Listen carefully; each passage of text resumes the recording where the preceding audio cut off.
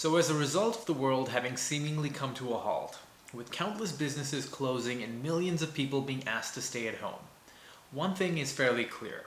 Things are not looking too good right now, and a lot of people are facing a great deal of uncertainty about what the future holds for them. The US Labor Department reported this week that 281,000 people applied for jobless benefits last week, and that's up 33% from the previous week.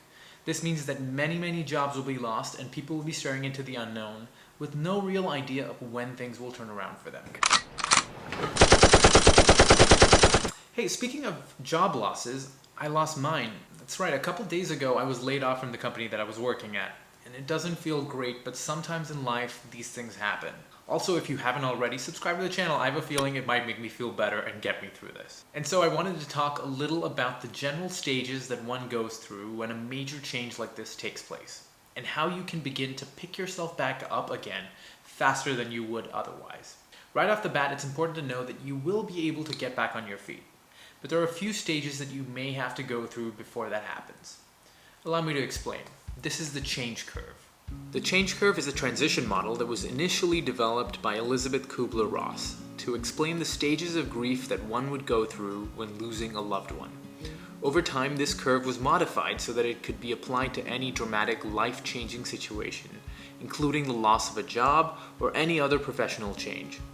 The change curve can be used to depict the emotions that one experiences over the course of this life change, and how they can eventually recover and begin to move forward with their life. There are essentially three stages that the curve is divided into. Stage 1. Shock and denial. At the beginning, you may be in a position of shock or denial. It becomes hard to digest the fact that you have to undergo change and adapt to something new. This is perfectly normal because for a while you've been used to the status quo, and now your quality of life and routine may be threatened. You start to assign blame to different individuals, particularly the company or boss that let you go, because this wasn't something that was supposed to happen. A lot of this happens because your emotions cause your brain to shift from using the neocortex or rational side and instead start relying on the limbic and feeling side, where fear and anxiety begin to take over. You need to try to keep engaging your rational side and not let your limbic side control you. Because of how novel all of this can feel, time and communication is ultimately what will help you understand that the change has happened. Try to have conversations with your employer to understand what the real causes of the change were, because it's far too easy for our minds to run around in circles thinking about where we may have fallen short or what we could have done to prevent it. Stage 2. Frustration and depression. As time goes by, it's possible that you will start to feel a sense of frustration, because you may have sent your resume out to a few places and maybe even heard back from a few, but it's nothing that's really going anywhere.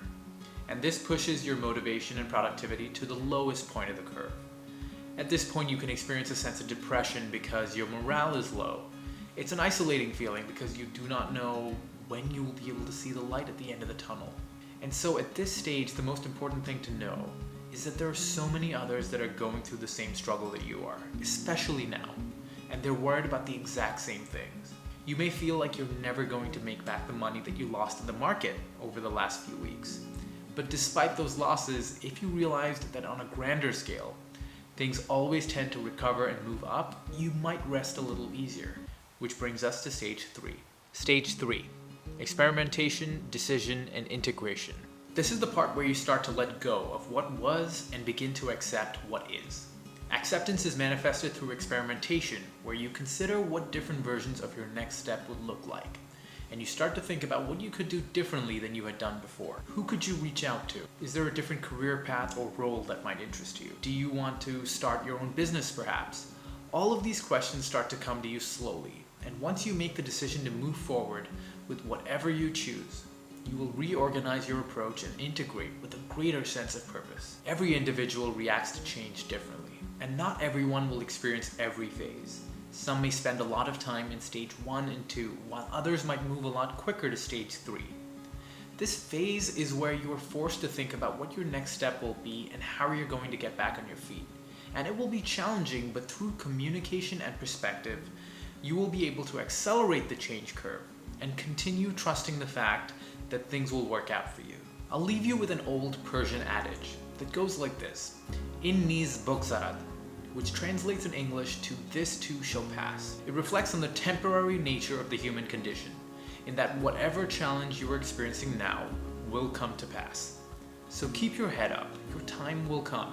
Thank you so much for watching. My name is Vihan Chelliah. I'll see you next week.